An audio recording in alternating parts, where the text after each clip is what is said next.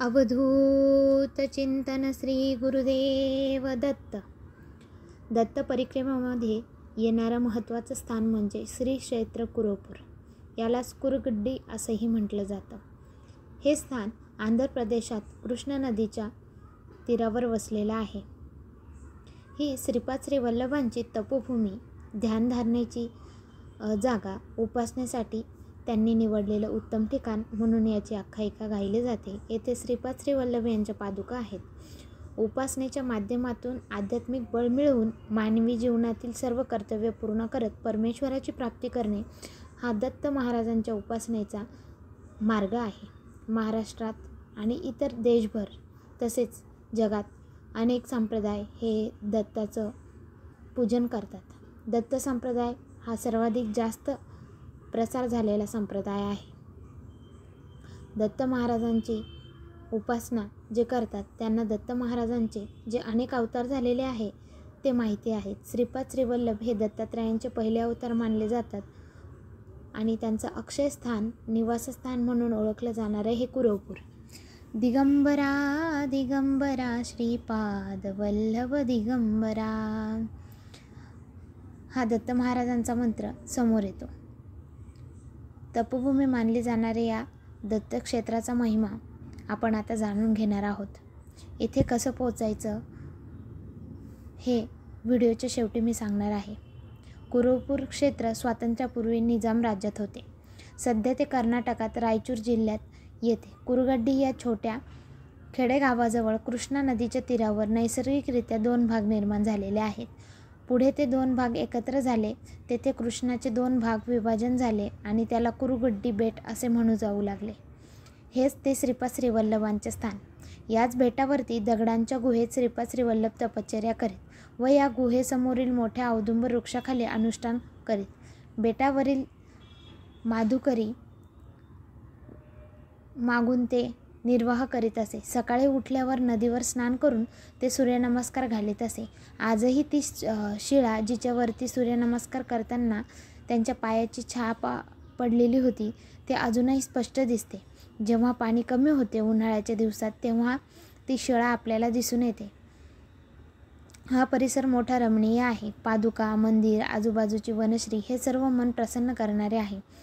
आतल्या बाजूस video shooting किंवा फोटो याला सक्त मनाई आहे, त्यामुळे आतले फोटो दाखवता येत नाही. त्याचप्रमाणे अंतर्मुख करणारे कुरोपूर हे स्थान कित्येक वर्ष अज्ञातच होते. पण श्री गुरूंच्या शोधात आलेल्या श्री वासुदेवानंद सरस्वती म्हणजेच टेंबे महाराज यांनी या स्थानाचा शोध लावला. कुरोपूर हे आंध्र आणि कर्नाटक यांच्या सीमेवर रायचूर जिल्ह्यातील एक खेडेगाव आहे. चारी बाजूंनी कृष्णामाई प्रवाहाने वेढलेले बेट आहे. पावसाळ्यात कृष्णामाईच्या पुरामुळे आणि उन्हाळ्यात न सोसवणाऱ्या कडक उन्हामुळे इथे जाणे त्रासदायक होते. डिसेंबर ते फेब्रुवारी हे 3च महिने इथे प्रवासाला सुखकारक आहे असे मानले जातात. आश्विन वद्य द्वादशी हा श्रीपाद श्री वल्लभांचा निज नंदगमनाचा दिवस आहे. या दिवशी कुरोपूरला मोठा उत्सव साजरा केला जातो. रायचूरवरून सुमारे 29 किलोमीटरवरील आतकूर या गावी जाऊन तेथे कुरोपूर बेटावर जाण्यासाठी थोडे चालत कृष्णेच्या काठावर जावे लागते. पलीकडे जाण्यासाठी आता नावेची सोय आहे. कृष्णा नदी पार करण्याचा अनुभव प्रत्यक्ष अनुभवलाच पाहिजे असे मी खरोखर सांगते.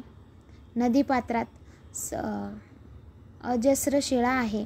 एकामागून एक असे 4 प्रवाह ओलांडून आपण पहिल्या तीरी जातो. समोर थेट कुरोपूरच्या गावात आपण पोहोचतो आणि श्रीपाद श्री वल्लभ मंदिराच्या पूर्व दरवाजाजवळ जाऊन पोहोचतो.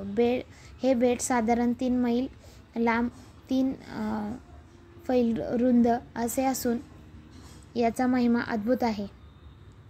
मंदिरामध्ये नित्यपूजा चालते. निर्गुणपीठ असेही याला म्हटलं जातं. येथे टेंबेस्वामी महाराजांची गुहा देखील आहे. ही गुहा निसर्गनिर्मित असून प्राचीन आहे. या ठिकाणी श्री वासुदेवानंद सरस्वती टेंबेस्वामी यांनी 1910 मध्ये चातुर्मास तेथे संपन्न केला. या ठिकाणी शिवमंदिर बांधले. या ठिकाणी टेंबेस्वामी प्रत्यक्ष संकटावर रामबाण उपाय असलेले घोर कष्टात्तर स्तोत्राची त्यांनी रचना केली. त्याच्या ओवी अशा आहेत. श्रीपाद श्रीवल्लभत्वं सदैव श्रीदत्तास्मान् पाहि देवाधिदेव भावग्राह्य क्लेशहारिं सुकीर्ते घोरात् कष्टात् उद्धरास्मान् नमस्ते. अशी याची खूप सुंदर रचना आहे. छान ते स्तोत्र आहे. येथे कसे जाता येईल तर रेल्वे मार्ग खूप उत्तम आणि आपल्याला पॉकेट फ्रेंडली आहे. त्यामुळे तुम्ही कृष्ण स्टेशनपर्यंत किंवा रायचूर स्टेशनपर्यंत रेल्वेने येऊ शकता. तिथून गाड्या असतात, त्या गाड्यांनी तुम्ही डायरेक्ट कुरगड्डीला येऊ शकतात आणि तिथून बोटने प्रवास करून कुरोपूरला दर्शन घेऊ शकतात. कुरगड्डीला राहण्याची चांगली सोय आहे. खेडेगाव आहे त्याच्यामुळे मेडिसिन वगैरे ज्यांना लागतात त्यांनी आधीच ते घेऊन जाणे. सुंदर जागा आहे आणि अशा या दत्त स्थानाला एकदा तरी नक्कीच भेट द्यावी. अवधूत चिंतन श्री गुरुदेव दत्त. या ठिकाणी राहिलेलो तेथील रूमची एक छोटीशी सफर आणि जे जेवण मिळालं प्रसादम त्याचंही तुम्हाला माहिती देत आहे. असं सुंदर रूम, त्याच्यामध्ये बेड आहेत, अंतराय पांघरायला आहे, वेस्टर्न टॉयलेट आहे, फॅन आणि एक रॅक जिथे आपण आपलं सामान ठेवू शकतो. असं सुंदर रूम इथे पॉकेट फ्रेंडली आपल्याला मिळून जातो आणि वातावरणही सुंदर आहे. धन्यवाद. व्हिडिओ कसा वाटला नक्की कमेंट करून